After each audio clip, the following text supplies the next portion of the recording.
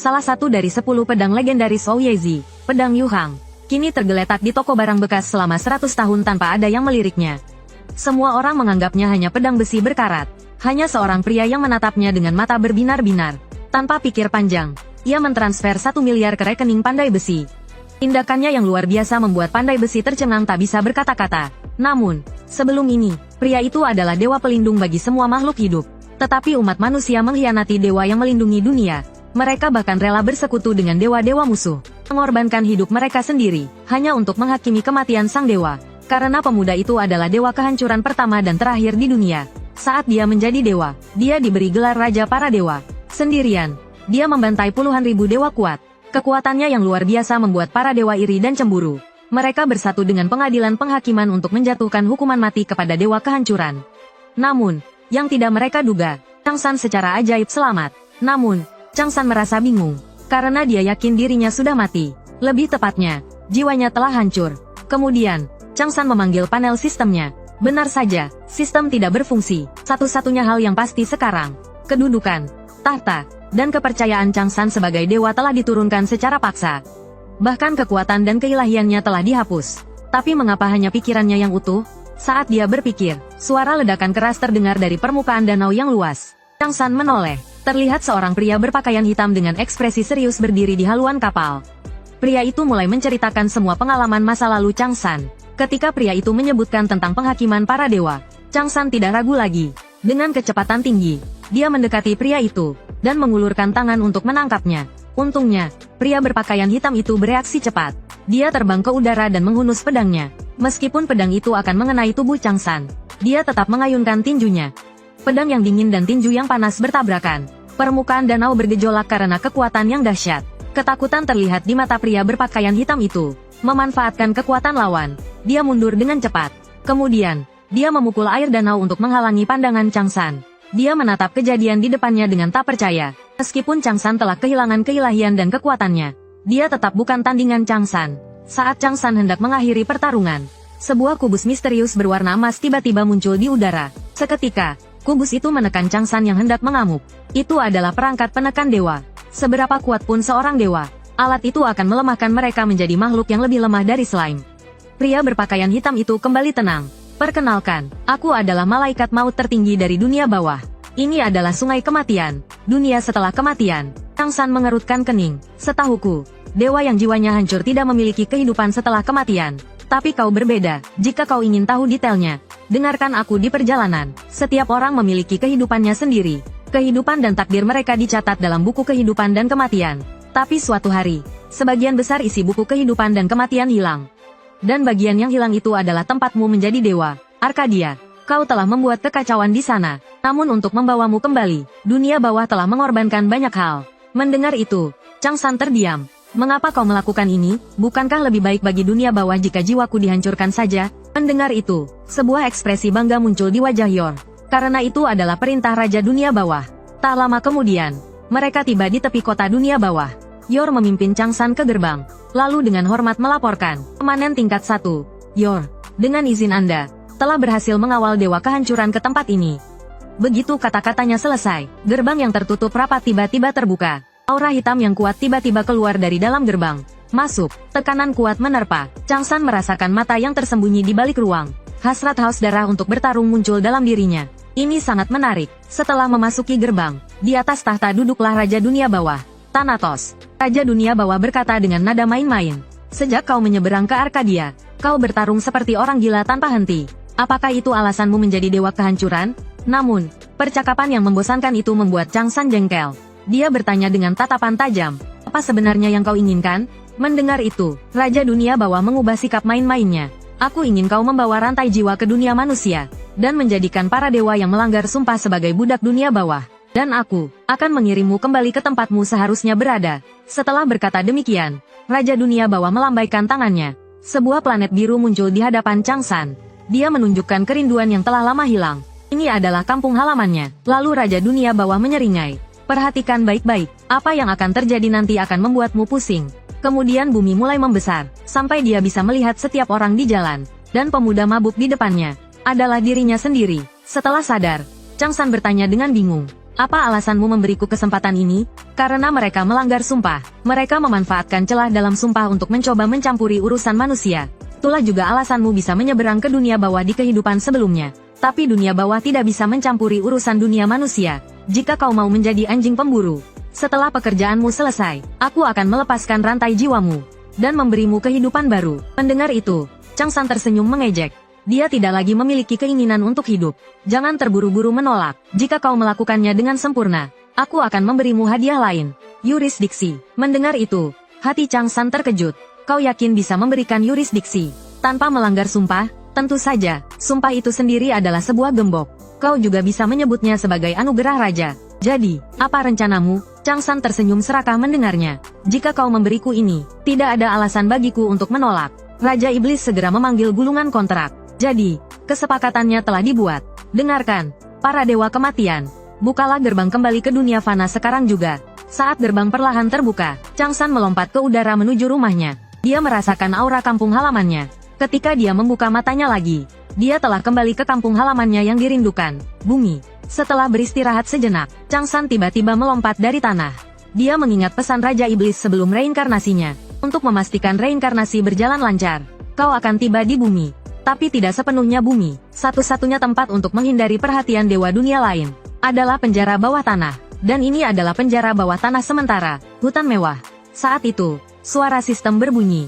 Tema misi, eksplorasi. Kalian harus mengalahkan monster yang berkeliaran di berbagai area penjara bawah tanah dan mencapai puncak gunung di seberang sana. Untuk membantu peserta menyelesaikan misi, semua orang akan diberikan ransel, bilah status, dan bilah kemampuan. Semoga beruntung semuanya. Area pertama akan segera dibuka. Begitu suara itu menghilang, saat semua orang masih bingung, Changsan langsung berlari tanpa ragu. Tapi dia belum berlari jauh. Sudah kehabisan napas. Ini membuatnya sedikit frustrasi. Dewa kehancuran di masa lalu kini menjadi lemah. Jadi Changsan berhenti dan membuka bilah sistem. Meskipun semuanya dipertahankan setelah reinkarnasi, benar-benar tidak dapat digunakan. Melihat ini, Changsan tidak berpikir panjang lagi, dan beralih mencari kemampuan khusus yang dijanjikan Raja Iblis. Tetapi tidak peduli bagaimana dia melihat bilah sistem, dia tidak dapat menemukannya. Saat itu, suara sistem berbunyi lagi. Pembaruan sistem selesai. Tampilan bilah sistem kemudian berubah. Panel tanda tanya yang berantakan sebelumnya telah menghilang. Sebagai gantinya, ada atribut tingkat rendah yang ringkas. Satu-satunya perbedaan adalah, dia memiliki dua kemampuan khusus. Rampas jiwa dan pedang hukuman. Rampas jiwa, dapat menyegel jiwa orang mati ke dalam ransel pengguna, dan membakarnya dengan api penyucian untuk mengekstrak kemampuan mereka. Dan sebagai bagian dari kemampuan Raja Iblis, kemampuan paling istimewanya adalah setiap kali mengalahkan monster dan merampas jiwanya, tidak hanya mendapatkan poin pengalaman tingkat tinggi, tetapi juga memulihkan stamina dan menyembuhkan luka. Ini secara efektif mencegah kelelahan dan akumulasi luka saat menghadapi banyak musuh. Namun, kemampuan paling mengerikan dari keterampilan ini adalah kemampuan untuk memanggil dan menginterogasi jiwa musuh untuk tujuan interogasi. Sedangkan keterampilan lainnya, pedang hukuman, dapat dianggap sebagai keterampilan yang paling tak terkalahkan di seluruh alam dewa.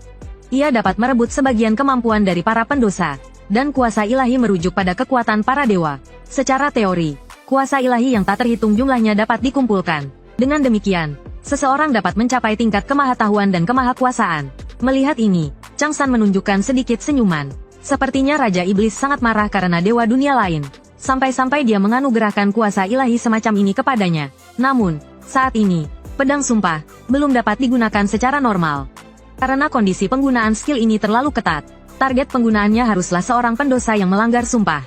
Dan jika kekuatan lawan lebih besar dari penggunanya, bahkan ada kemungkinan terkena serangan balik. Jadi untuk keamanan, Changsan memutuskan untuk menyegel kuasa ilahi ini untuk sementara waktu. Dia akan membukanya nanti setelah kekuatannya mencapai tingkat tertentu. Saat ini, Changsan tiba-tiba berhenti. Seekor monster, ular Black Mamba, tiba-tiba muncul di belakangnya.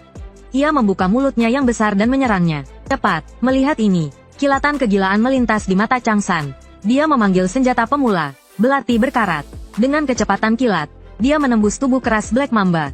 Pada saat yang sama, suara notifikasi sistem berbunyi. Ular Black Mamba telah dibunuh oleh Anda dalam satu serangan. Mencapai serangan sempurna. Sebagai hadiah, Anda mendapatkan skill, keahlian belati dasar, dan mendapatkan beberapa poin atribut dan poin pengalaman. Namun, Changsan meremehkan hadiah ini. Hanya satu hal yang menarik minatnya, tahta ilahi. musim berburu yang baik, tertarik pada Anda. Karena ruang bawah tanah adalah tempat uji coba yang digunakan para dewa untuk memilih pendeta. Bahkan lebih dari itu, mereka akan memilih seorang rasul untuk mewakili kehendak mereka. Yaitu sejak saat itu, manusia dari awalnya takut dan benci, menjadi kemudian berbondong-bondong. Manusia yang tak terhitung jumlahnya mengorbankan diri seperti ngengat yang tertarik pada api. Namun, 99% orang akan menjadi debu di ruang bawah tanah. Semua akan menjadi debu kuning di dalam ruang bawah tanah. Karena bagi dewa dan bintang yang arogan, hidup manusia yang singkat ini hanyalah camilan di waktu santai mereka. Apalagi hanya segelintir anak terpilih yang bisa mencapai garis kelulusan.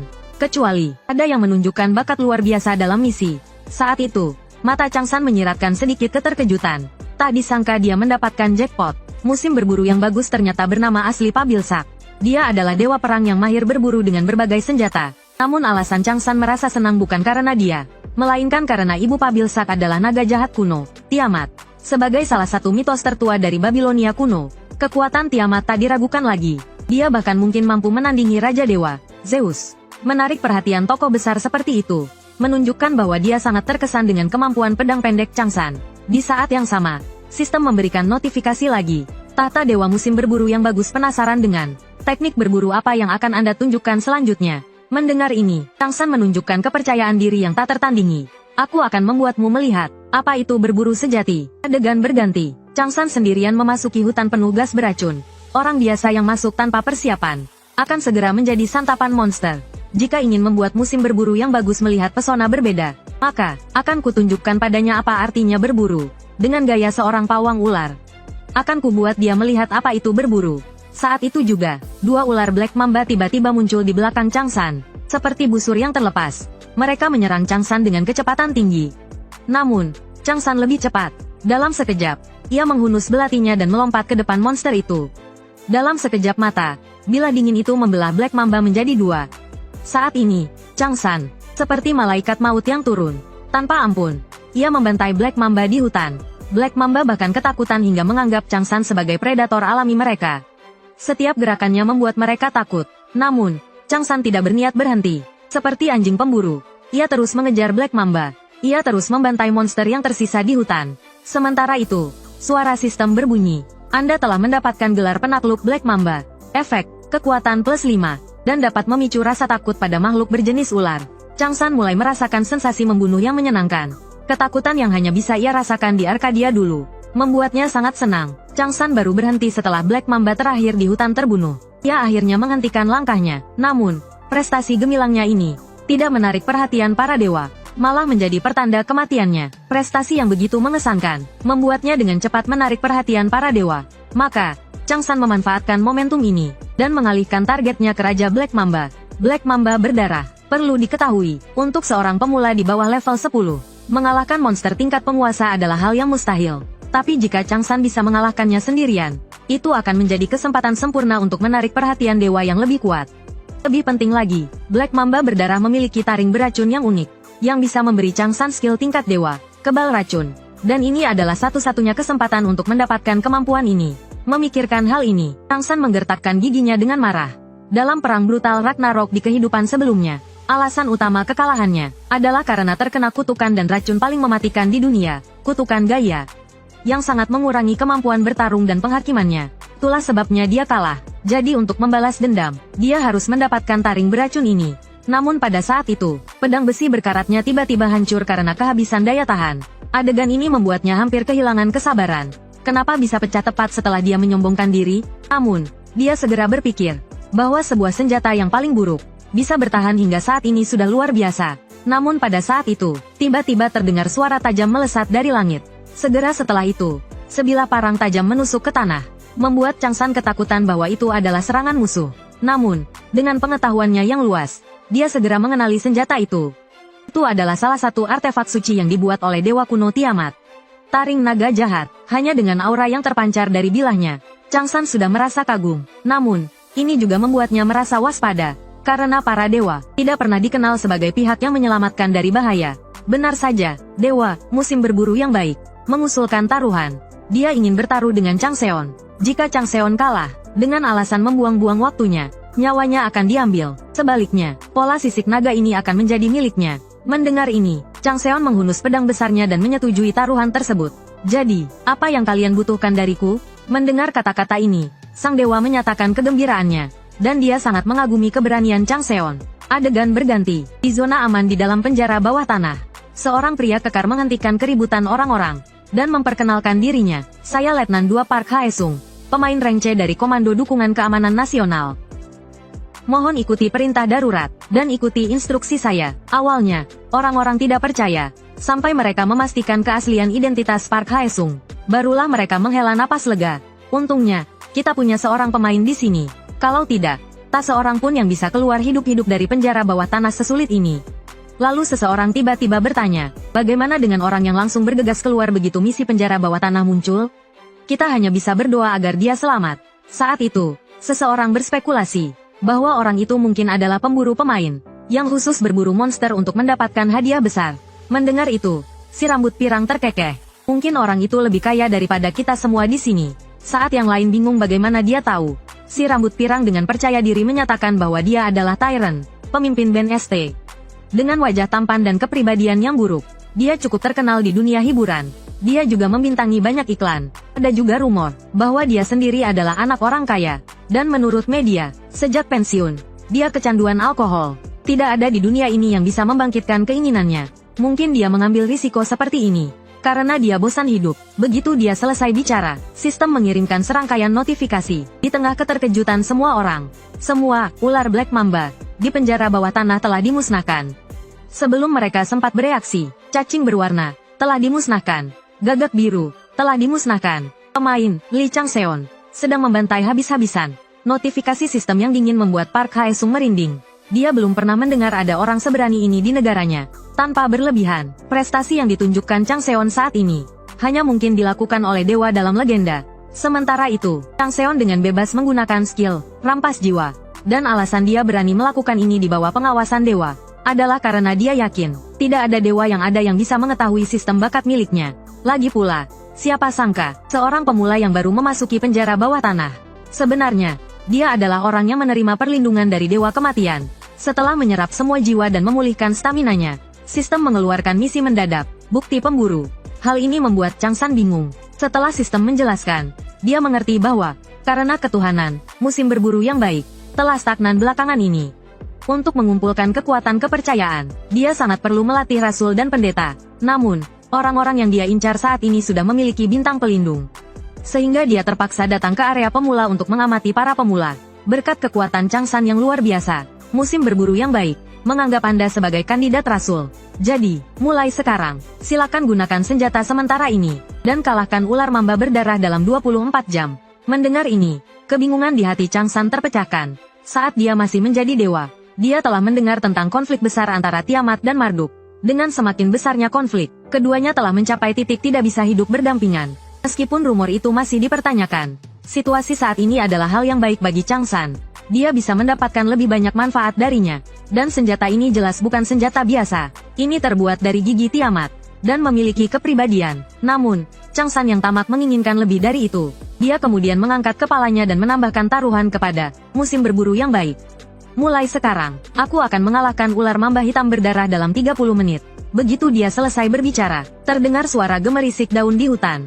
Usulan yang menarik membuat musim berburu yang baik menerimanya dengan senang hati.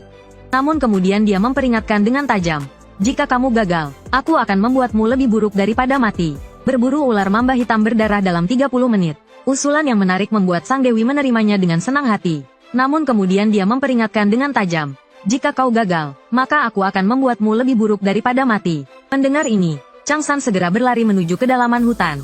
Namun, sebelum dia bisa melangkah lebih jauh, sebuah tanaman pemakan manusia tiba-tiba muncul dari tanah dan menghalangi jalannya. Namun, ia memiliki kelincahan yang tidak wajar, terus-menerus bergerak di dalam tanah. Bagi pemula, monster semacam ini adalah mimpi buruk, karena mereka memiliki kemampuan generasi yang sangat kuat. Jika tidak bisa dibunuh dalam satu serangan, mereka akan kehabisan stamina dan mati.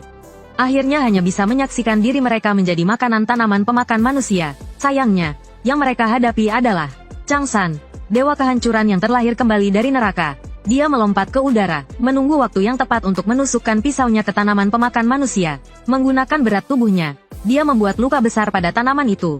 Dia kemudian memutar gagang pisaunya. Dan dengan bunyi, krek, kepala tanaman pemakan manusia terpisah dari tubuhnya. Namun, sebelum dia bisa bernapas, lebih banyak monster menyerang dari segala arah. Semua ini tampak agak aneh. Seolah-olah sengaja menghabiskan waktu taruhan. Namun, Changsan tidak terburu-buru. Karena pada saat yang sama di surga, berita tentang taruhan Changsan dengan Sang Dewi menyebar dengan cepat. Naga jahat kuno, Bel Marduk, awalnya agak skeptis. Namun, ketika melihat keterampilan tempur Changsan yang luar biasa, para dewa menjadi penasaran dengannya.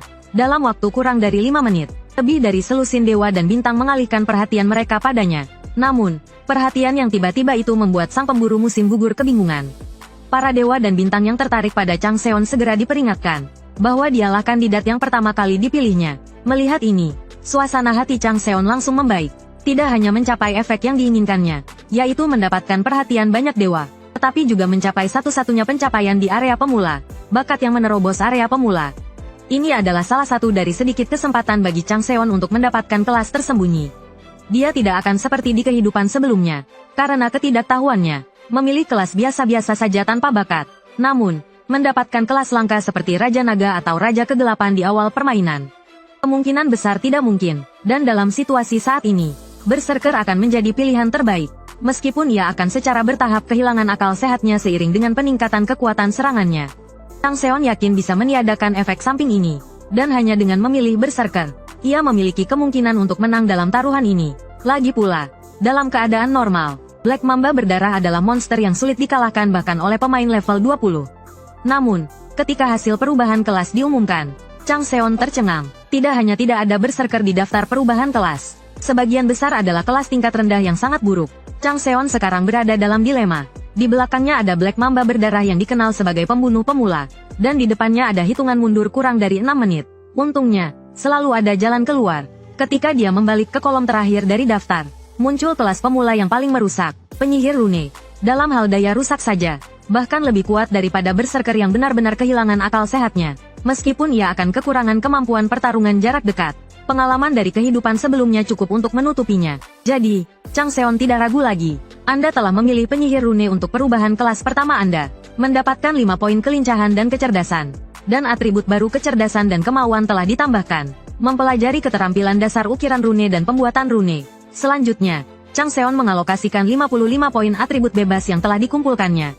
30 poin untuk kecerdasan, dan 25 poin untuk kemauan. Namun, pada saat ini, Black Mamba berdarah menemukan Changseon yang bersembunyi di balik pohon. Ia menyerangnya dengan kecepatan yang sangat cepat. Namun, Changseon lebih cepat. Dia menghindari serangan fatal itu dalam sekejap. Kemudian, dia mengaktifkan skill pembuatan rune. Dalam sekejap, kekuatan sihir mewarnai matanya menjadi biru tua. Lalu dia meletakkan tangannya secara horizontal di atas pedangnya. Dalam cahaya kebingungan para dewa, dia mengiris jarinya. Dengan darah sebagai pemandu, dia mengukir rune di bilah pedangnya. Kemudian, suara sistem berbunyi. Anda telah berhasil mengukir rune ledakan. Pemandangan di depan mata membuat para dewa terkejut. Seorang pemula yang baru memasuki ruang bawah tanah. Benar-benar begitu mahir dan teliti dengan tulisan rune. Saat ini, di bawah berkah rune, bilahnya memancarkan kekuatan sihir seperti gelombang raksasa. Tekanan yang kuat bahkan membuat udara bergetar. Kekuatan sihir Anda telah habis. Sebagai hadiah untuk ukiran rune pertama Anda, rune ledakan akan mengerahkan kekuatan 5 kali lipat selama 1 menit. Dengan raungan keras dari Changseon, dia mengangkat pedangnya dan bertarung melawan monster itu. Tabrakan yang dahsyat bahkan memicu gelombang kekuatan sihir di hutan. Bahkan orang-orang yang berada jauh di zona aman dapat melihatnya dengan jelas. Saat ini, Park Hae-sung sangat ketakutan hingga keringat dingin mengucur deras. Sejak tadi, suara ledakan terus terdengar dari hutan.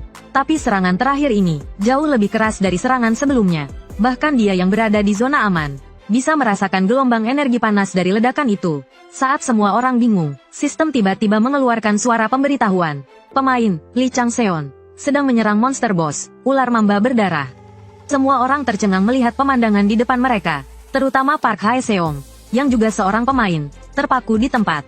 Awalnya dia tidak percaya, tapi ketika dia melihat cahaya keemasan berbentuk salib di tengah asap, dia terpaksa percaya, karena itu adalah efek skill yang hanya muncul saat terjadi critical hit.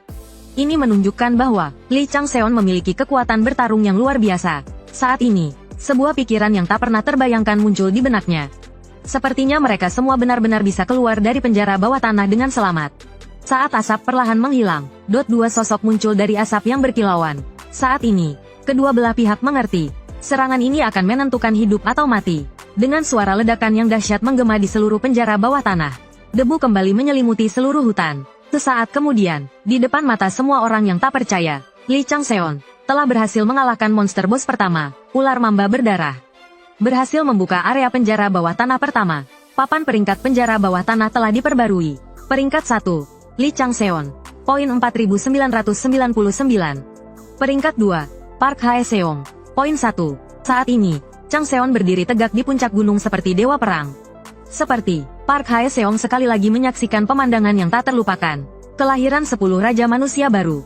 Setelah Changseon mengalahkan monster bos ular mamba berdarah, dia dengan kasar melemparkan kepala monster itu ke zona aman. Hanya aura ganas yang tersisa di tubuhnya sudah cukup membuat semua orang gemetar ketakutan. Khawatir Changseon akan mengamuk, dan menyerang mereka juga. Setelah memastikan bahwa pria kekar yang memimpin adalah seorang pemain, Changseon tanpa ragu memberikan perintah kepadanya. Bos level pertama sudah kukalahkan. Sisanya, monster-monster kecil itu, serahkan pada kalian.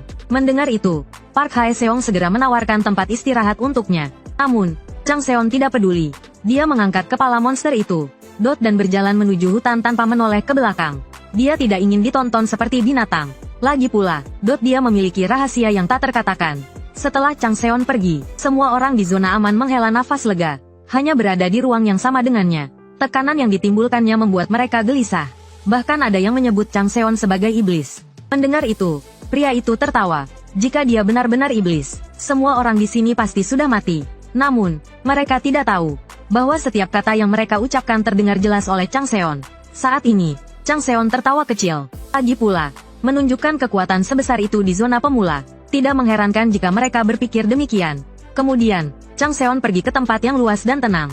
Untuk menghindari gangguan, dia mengukir rune isolasi di tempat itu. Itu bisa secara efektif memblokir gangguan dari monster kecil dan pemain lain. Kemudian Changseon memanggil panel sistem, dan mulai mengelola hadiah dari membunuh bos dan taruhan. Selain 3 hadiah misi dasar, dia juga mendapatkan 2 hadiah prestasi tambahan. Changsan lalu memeriksa kedua hadiah prestasi tersebut. Setelah melihat daftar pilihan hadiah prestasi, Changsan tersenyum tipis. Seperti dugaannya, levelnya saat ini terlalu rendah. Jadi hadiahnya tidak akan terlalu bagus. Apalagi, taring naga jahat, sudah cukup untuk menopangnya selama fase pemula. Jadi, pilihan terbaik saat ini adalah poin prestasi. Setelah menentukan hadiahnya, Changsan langsung mendapatkan 15.000 poin prestasi. Meskipun poin prestasi tidak berguna di fase pemula, tetapi setelah toko dibuka, dia bisa menukar poin tersebut dengan banyak peralatan kuat dengan efek yang luar biasa. Dengan kata lain, poin prestasi adalah seperti uang di dunia manusia. Changsan kemudian membuka panel statusnya. Berkat usahanya seorang diri membunuh monster kelas pemimpin, Bloody Mamba Snake. Poin atribut dan keahlian yang dia tunjukkan saat ini, tanpa melebih-lebihkan, bisa dikatakan, bahkan pemain level 30 belum tentu bisa mengalahkannya. Namun, pada saat itu, suara denting mengganggu pikirannya. Ternyata beberapa dewa secara terang-terangan menyatakan minat pada Changsan. Musim berburu yang baik, yang marah sekali lagi memperingatkan para dewa itu. Bahkan, dia menyebut nama ibunya, Tiamat. Kemudian, musim berburu yang baik bertanya kepada Changsan, sebagai hadiah tambahan untuk kontrak taruhan, hadiah apa yang kau inginkan? Kemudian, di bawah tatapan Changsan yang terkejut, kubuka harta karun naga untukmu. Harta karun yang tak terhitung jumlahnya ditampilkan satu persatu di depan Changsan. Barang apapun di sini, jika dibawa keluar, akan membuat banyak orang tergila-gila. Namun, Changsan sudah punya rencana di dalam hatinya. Di bawah tatapan bingung banyak dewa, Changsan menutup daftar hadiah. Dan karena dia tidak memilih hadiah apapun, hadiah yang tidak diperoleh diubah menjadi 1 juta poin prestasi. Karena dia tahu betul, jika dia menerima hadiah sekarang, dia pasti akan dipersulit oleh dewa musuh mereka, Pabilsak, di masa depan. Dan ada desas-desus yang mengatakan, bahwa sistem hadiah dapat diakumulasikan, dan menggunakannya di saat-saat kritis akan memiliki efek yang tak terduga. Namun, tindakan ini membuat musim berburu yang baik tampak muram. Untungnya, masih ada 1 hadiah tersisa. Kandidat Rasul. Siapa sangka Changsan tidak memberinya muka sedikit pun, dan sekali lagi menolak hadiah yang diimpikan oleh orang biasa ini. Mendengar ini, musim berburu yang baik langsung marah besar. Tidak pernah ada manusia yang berani mempermainkannya seperti ini. Dalam kemarahannya, sebelum pergi, dia mengaum dengan keras ke arah Changsan. Kau pasti akan menyesal. Tanpa sepengetahuannya, Changsan tidak hanya tidak takut, tetapi juga melakukannya dengan sengaja. Karena dia tahu betul, selama dia menunjukkan nilai yang besar, maka dia akan terus-menerus menerima perlindungan para dewa. dan lebih banyak keuntungan di masa depan. Saat ini, semuanya berjalan sesuai rencana Chang San. Kemudian dia berbalik. Selanjutnya adalah memasuki tahap berikutnya.